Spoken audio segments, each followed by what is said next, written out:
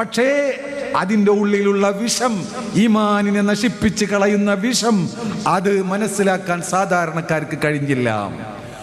അവിടെയൊക്കെ കൃത്യമായി അവരെ സംബന്ധിച്ച് പഠനം നടത്തിക്കൊണ്ട് അതുമായി അടുക്കാൻ പാടില്ലെങ്കിൽ അടുക്കരുത്, അരുത് അരുത് അരുത് എന്ന് പറഞ്ഞു നിന്ന സമസ്ത. അവിടെ അത് പറയാതെ നിൽക്കുകയാണെങ്കിൽ അവരും നമ്മളെ കൂടെ ഉണ്ടാവും. നമുക്ക് കുറച്ചുകൂടി കൂടുതൽ മദ്രസ ഉണ്ടാവും, നമുക്ക് കുറച്ചുകൂടി കൂടുതൽ ആളുകളുണ്ടാവും, സമ്മേളനത്തിന് ഈ സ്ഥലമൊന്നും മതിയാവില്ല. പക്ഷെ അങ്ങനെ വേണ്ട സമസ്തക്ക്. ഇന്ന് വരെ സമസ്ത ഏതെല്ലാം പ്രസ്ഥാനത്തെ സംബന്ധിച്ച് അരുതെന്ന് പറഞ്ഞോ, ചരിത്രം തെളിയിച്ചില്ലേ അതൊക്കെ അരുതാത്തതാണെന്ന്? ആർക്കാത് മനസ്സിലാവാത്തത്? ചരിത്രം തെളിയിച്ചില്ലേ? ഇപ്പൊ ചിലർക്ക് മനസ്സിലാവാത്തതുണ്ടെങ്കിൽ അവർക്കും കാലം തെളിയിച്ചു കൊടുക്കുമെന്ന കാര്യത്തിൽ സംശയമല്ല. ആരും സംശയിക്കണ്ട. അതുകൊണ്ട് തന്നെ ഞാൻ നീട്ടിപ്പറയുന്നില്ല. പരിശുദ്ധ ഖുർആൻ നമ്മോട് പറഞ്ഞത്, യാ അയ്യുഹല്ലദീന ആമനു തഖുല്ലാഹ്, മുഅ്മിനീങ്ങളെ നിങ്ങൾ അല്ലാഹുവിനെ സൂക്ഷിക്കണം, അല്ലാഹുവിനെ സൂക്ഷിക്കണം. നിങ്ങൾ ഹറാമിൽ നിന്ന് വിട്ടു നിൽക്കണം, നിങ്ങൾ നിസ്കരിക്കണം, നോമ്പ് നോക്കണം, സൽക്കർമ്മങ്ങൾ ചെയ്യണം, കളവ് പറയരുത്, സത്യമേ പറയാവൂ. ഇതൊക്കെ പറഞ്ഞിട്ട് അഥവാ ശരീഅത്ത് അനുസരിച്ച് കൃത്യമായി ജീവിക്കണമെന്ന് പഠിപ്പിച്ചിട്ട് പിന്നെ പറയുന്ന ഒരു കാര്യമുണ്ട്, വകൂനൂ മഅസ്സാദിഖീൻ. അതിൻ്റെ അർത്ഥം നിങ്ങൾ സത്യം പറയണമെന്നല്ല. അതാദ്യം പറഞ്ഞു, സാദിഖീങ്ങളെ, സിദ്ദീഖീങ്ങളായ മഹത്തുക്കളുടെ കൂടെ നിൽക്കണം, അവരോടുള്ള സുഹബത്തും ബഹുമാനവും വേണം, അവരെ സ്നേഹിക്കണം, അവരെ ആദരിക്കണം.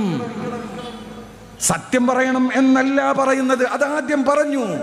വകൂനൂ, നിങ്ങളാവണം മഅസ്സാദിഖീൻ, സ്വാദിഖീങ്ങളായ മഹത്തുക്കളുടെ കൂടെയാവണം എന്ന്.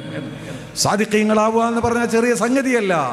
മനുഷ്യന്മാരോട് തന്നെ ഒരു ദിവസം കളവ് പറയുന്നവരാണ് സാധാരണ മനുഷ്യന്മാരും. ഒരു ദിവസം ഒരു കളവും പറഞ്ഞിട്ടില്ലെന്ന് പറയാൻ ധൈര്യമുള്ളവർ എത്ര പേരുണ്ടാകുമെന്ന് എനിക്കറിയില്ല. അത് തന്നെ പ്രയാസമാണ്. അതിനപ്പുറം ഖാലിഖായ റബ്ബിനോട് സത്യം പറയണ്ടേ, സത്യസന്ധമായി അള്ളാഹുവിനോട് ഇടപഴകണ്ടേ. അവരാണ് സാദിഖീങ്ങൾ. വജ്ജഹ്തു വജ്ഹി എന്ന് പറഞ്ഞ് സുബഹിക്ക് കൈകെട്ടി ആദ്യം നമ്മൾ പറയുന്നത് കളവല്ലേ? വജ്ജഹ്തു വജ്ഹി ലില്ലദി ഫതറസ് സമാവാതി വൽ അർള എന്നിങ്ങനെ പറഞ്ഞിട്ട് പറയുന്നു, ഇന്ന സ്വലാത്തി വനുസുക്കി വമഹ്യായ വമമാതി, എൻ്റെ ജീവിതം മരണമൊക്കെ അള്ളാഹ്ക്ക് വേണ്ടിയാണ്, അള്ളാഹ്ക്ക് വേണ്ടിയല്ലാതെ ഞാനൊന്നും ചെയ്യില്ല. വീട്ടിൽ പോയപ്പോൾ ഒരു വിഷയം വരികയാണ്, ആ വിഷയത്തിൽ ദീനിന്റെ നിയമത്തിനെതിരിൽ അത് ഉൾക്കൊള്ളാത്ത വിധത്തിൽ ഭാര്യ പറയുമ്പോൾ, അപ്പൊ നമ്മൾ ഭാര്യയ്ക്ക് വേണ്ടിയാ ജീവിക്കുന്നത്. ഇന്ന മഹ്യായ വമമാതി അവിടെ പ്രാബല്യത്തിലാകുന്നില്ല. എവിടെയാണ് പ്രാബല്യത്തിലാകുന്നത്? നമ്മുടെ വികാരങ്ങൾ, നമ്മുടെ ശഹവാത്തുകൾ, നമ്മുടെ ചിന്തകൾ പലപ്പോഴും ഈ വാക്കിനെ സത്യസന്ധമായി പുലർത്താൻ നമ്മെ അനുവദിക്കുന്നില്ല. അതിന് പറ്റുന്ന ഒരു വിഭാഗം ഇവിടെയുണ്ട്.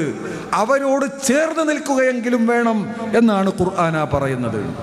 അതിന് പുണ്യമുണ്ട്, അതിന് മഹത്വമുണ്ട്. മഹാനായ വരക്കൽ മുല്ലക്കോയ തങ്ങളും അവിടെ നിങ്ങോട്ട് കണ്ട മഹത്തുക്കളൊക്കെ മഹാനായ ശംസുൽ ഉലമയും കണിയത്ത് ഉസ്താദും സാദിഖീങ്ങളും ആരിഫീങ്ങളും വലിയ വലിയ ആലിമീങ്ങളുമായിരുന്നു എന്ന കാര്യത്തിൽ ആർക്കും രണ്ടഭിപ്രായമില്ലാത്ത അവസ്ഥയാണ് ഇന്നുള്ളത്. മരിച്ചാ പിന്നെ അങ്ങനെ, മരിക്കുന്നത് വരെ കുറെ കുറ്റൊക്കെ പറഞ്ഞാൽ പോലും മരിച്ചതിന് ശേഷം ഉള്ളത് സമ്മതിക്കും പലരും. ആ സാദിഖീങ്ങളുടെ കൂടെ നിൽക്കുക എന്നാണ് ആ പറയുന്നത്. അതിൻ്റെ ഗുണം എന്താ? അതിൻ്റെ ഗുണം അവരുടെ മഅയ്യത്ത്, ദുനിയാവിൽ നാം ആരുടെ കൂടെയാണോ അവരുടെ കൂടെയായിരിക്കും ആഖിറത്തിലും. അൻത മഅ മൻ അഹ്ബബ്ത. ദുനിയാവിൽ നമ്മൾ സ്നേഹിക്കുന്നത് ഈ എല്ലാ തോന്നിവാസവുമായി നടക്കുന്ന ചില നേതാക്കളുണ്ടല്ലോ, അവരോടാണ് മാനസികമായി ബന്ധമെങ്കിൽ അവരെ കൂടെ ആയിരിക്കും. അള്ളാഹ് കാത്തു രക്ഷിക്കട്ടെ. അല്ല, ഇത്തരത്തിലുള്ള മഹത്തുക്കളുടെ കൂടെയാണോ നിന്റെ മനസ്സുള്ളത് എങ്കിൽ അവരെ കൂടെ ആയിരിക്കും. അതാണ് അതിന്റെ ചുരുക്കം. അതുകൊണ്ട് നബി സല്ലല്ലാഹു അലൈഹി വസല്ലം തങ്ങൾ പറഞ്ഞ ഒരു ഹദീസ് അതുകൂടി പറഞ്ഞ് ഞാൻ അവസാനിപ്പിക്കുകയാണ്. സലാസുൻ ലാ യഗ്ലു അലൈഹിന്ന ഖൽബു ഇംറിഇൻ മുസ്ലിം. 3 കാര്യങ്ങൾ ഒരാളിൽ ഒരുമിച്ച് കൂടിയാൽ അവന്റെ ഖൽബ് വിശുദ്ധമായിരിക്കും. യൗമ ലാ യൻഫഉ മാലും വലാ ബനൂൻ ഇല്ലാ മൻ അത്തല്ലാഹ ബിഖൽബിൻ സലീം. സലീമായ ഖൽബുമായി അള്ളാഹിന്റെ അടുത്ത് ചെല്ലണം എന്നല്ലേ? നിങ്ങളല്ലേ രക്ഷപ്പെടാൻ പറ്റുള്ളൂ?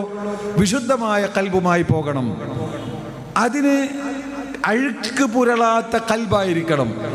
3 കാര്യങ്ങൾ ഒരാളിൽ ഒരുമിച്ച് കൂടിയാൽ അവന്റെ ഖൽബിലേക്ക് അഴുക്ക് പ്രവേശിക്കുകയില്ല. 1 അൽ ഇഖ്ലാസു ലില്ലാഹ്, നിഷ്കളങ്കമായി പൂർണ്ണമായി പടച്ച റബ്ബിന്റെ പൊരുത്തത്തിന് വേണ്ടി നമ്മൾ അമൽ ചെയ്യുക. ഞാനിവിടെ പ്രസംഗിക്കുന്നതും നിങ്ങളിവിടെ ഇരിക്കുന്നതും നമ്മുടെ സംഘടനാ പ്രവർത്തനവും നമ്മുടെ പഠനവും നമ്മുടെ എല്ലാം പടച്ചോൻക്ക് വേണ്ടി ആവണം. ഭൗതിക താല്പര്യങ്ങൾ അതിൽ കൂടിക്കലരരുത്. മഹാനായ ഹബീബുൽ അജമി എന്ന് പറയുന്ന ഒരു വലിയ മഹാനുണ്ടായിരുന്നു. ബഹുമാനപ്പെട്ട ഹസൻ ബസരി തങ്ങളുടെ ശിഷ്യനാണ്. അദ്ദേഹത്തെ സംബന്ധിച്ച് സിയറിൽ ഇമാം ദഹബിയൊക്കെ പറഞ്ഞത് ദുൽഹജ്ജ് 8-ന് ബസറയിലുണ്ടാകും, അല്ലെങ്കിൽ കൂഫയിലുണ്ടാകും. ദുൽഹജ്ജ് 9-ന് അറഫയിലുണ്ടാകും. ഇന്നത്തെ ഫ്ലൈറ്റും സൗകര്യമൊന്നുള്ള കാലല്ല. ആ നിലക്കുള്ള വിശുദ്ധാത്മാക്കളിൽപ്പെട്ട മഹാനായിരുന്നു. വലിയ കറാമത്തിന്റെ ഉടമയായിരുന്നു. അദ്ദേഹം വലിയ ധനാഢ്യനായിരുന്നു.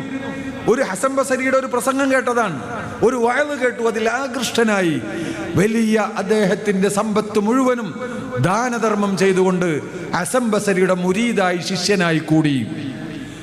പിന്നെ 50 വർഷം അങ്ങനെ അതിനുശേഷം ജീവിച്ചു. വലിയ ശിഷ്യഗണങ്ങളുള്ള മഹാനാണ്.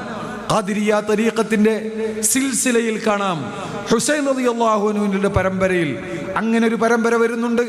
ഹസൻ ബസരിയുടെ പരമ്പരയുണ്ട്. ഹസൻ ബസരിയുടെ സിൽസിലയിൽ 2 അടുത്ത് വരുന്നത് ഹബീബുൽ അജമിയാണ്. മിക്ക തറായിഖുകളും ചെന്നുമുട്ടും അതിലേക്ക്.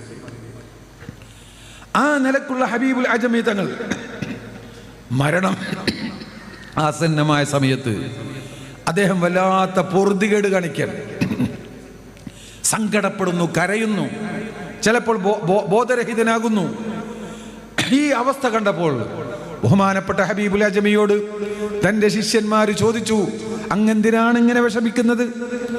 50 വർഷമായി ഞങ്ങൾക്ക് അങ്ങയെ അറിയാം, ഒരു കറാഹത്ത് പോലും ചെയ്തത് ഞങ്ങൾ കണ്ടിട്ടില്ലല്ലോ, പിന്നെന്തിനാണ് ഇങ്ങനെ ബേജാറാകുന്നത് എന്ന് ചോദിച്ചപ്പോൾ മഹാനായ ഹബീബുൽ അജമി തങ്ങൾ പറഞ്ഞത്, വല്ലാഹി ലാ അബ്കി അലാ ദംബിൻ അലിംതു അന്നി ഫഅൽതു. ഞാൻ ചെയ്തു എന്ന് എനിക്ക് ഓർമ്മയുള്ള ഒരു തെറ്റിന്റെ കാര്യത്തിലല്ല ഞാൻ കരയുന്നത്, ഞാൻ ബേജാറാവുന്നത്. അങ്ങനെ ഒരു പേടി എനിക്കില്ല എന്ന്. സുബ്ഹാനല്ലാഹ്, എൻ്റെ ജീവിതത്തിൽ അങ്ങനെ ഒരു തെറ്റ് ചെയ്തു എന്ന് എനിക്ക് ഓർമ്മയില്ല. അതല്ല എന്നെ അലട്ടുന്നത്. മറിച്ച് എന്നെ അലട്ടുന്ന വിഷയം, നാളെ മഹ്ശറയിൽ റബ്ബിന്റെ മുന്നിൽ നിൽക്കുമ്പോൾ അല്ലാഹു എന്നോട് ഇങ്ങനെ പറഞ്ഞാൽ, യാ ഹബീബ് ഹാതി തസ്ബീഹതൻ ലം യകുൻ ഫീഹാ ഹള്ളുൽ ലിശ്ശൈത്താൻ എന്ന് പറഞ്ഞാൽ അത് കൊടുക്കാൻ കഴിയുമോ എന്നതാണ് എന്നെ അലട്ടുന്ന വിഷയം.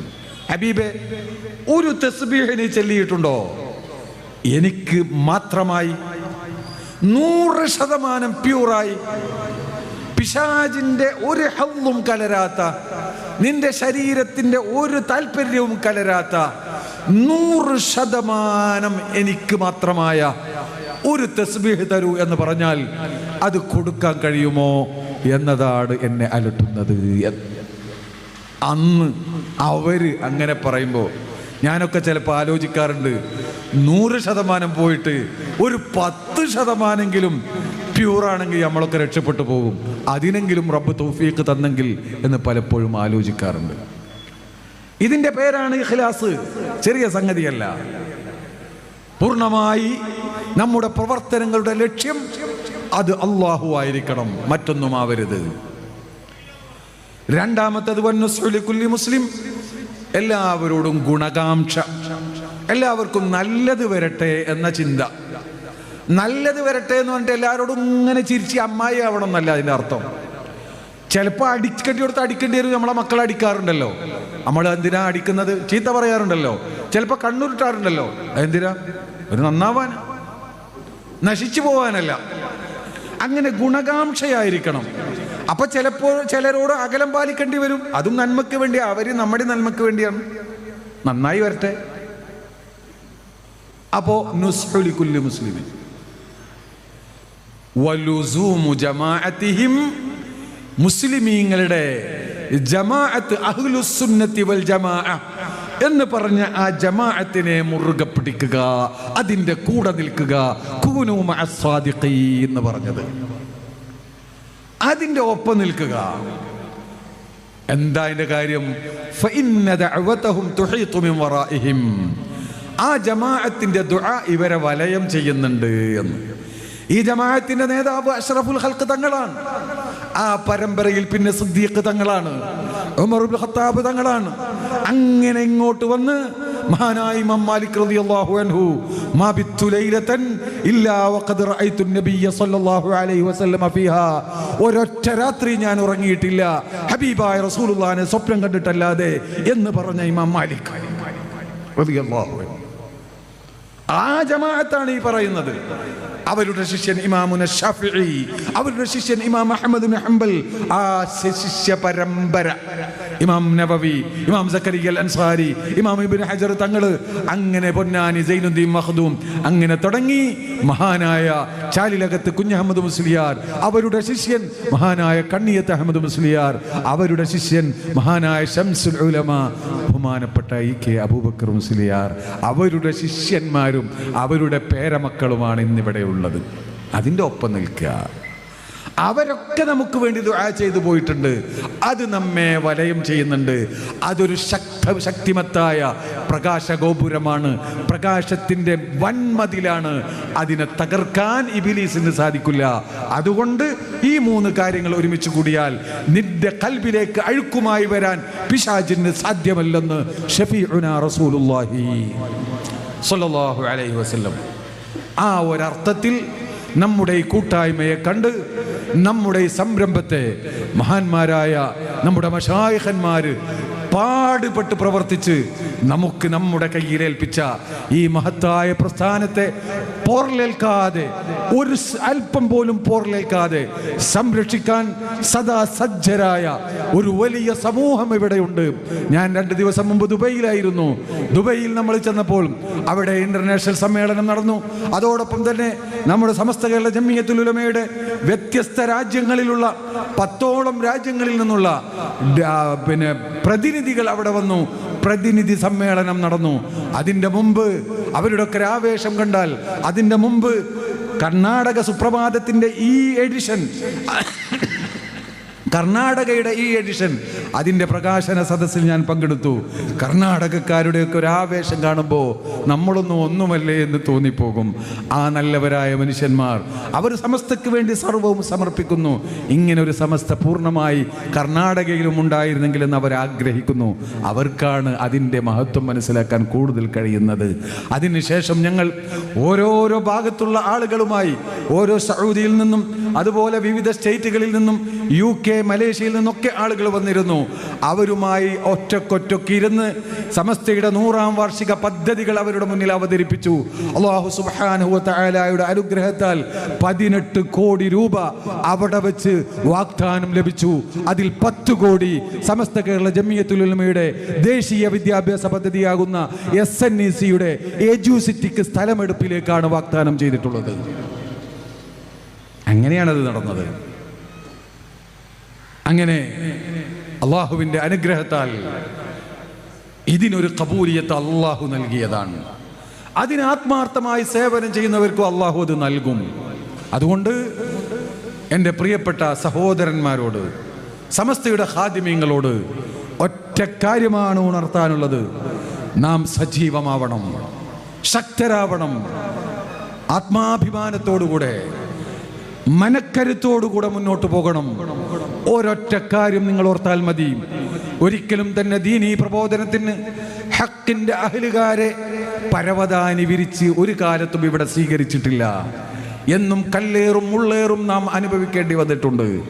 പക്ഷേ ഒന്നോർക്കുക, വൽ ആഖിബതു ലിൽ മുത്തഖീൻ, സത്യത്തിനെ വിജയമുണ്ടാകൂ എന്ന് ഉറച്ചു വിശ്വസിച്ചുകൊണ്ട് ഈ മഹത്തായ പാതയിൽ അടിയുറച്ചു നിന്ന് ഇതിൻ്റെ അന്തസ്സിനും വളർച്ചക്കും ഇതിൻ്റെ എല്ലാ കാര്യങ്ങളുടെയും വിജയത്തിനും വേണ്ടി ആത്മാർത്ഥമായി സർവസജ്ജരായി രംഗത്തിറങ്ങുക. അള്ളാഹു തൗഫീഖ് ചെയ്യുമാറാവട്ടെ എന്ന് ദുആ ചെയ്തുകൊണ്ട് ഈ സദസ്സിന് എല്ലാവിധ ഭാവുങ്ങളും നേർന്നുകൊണ്ട് ഞാൻ എൻ്റെ വാക്കുകൾ നിർത്തുകയാണ്.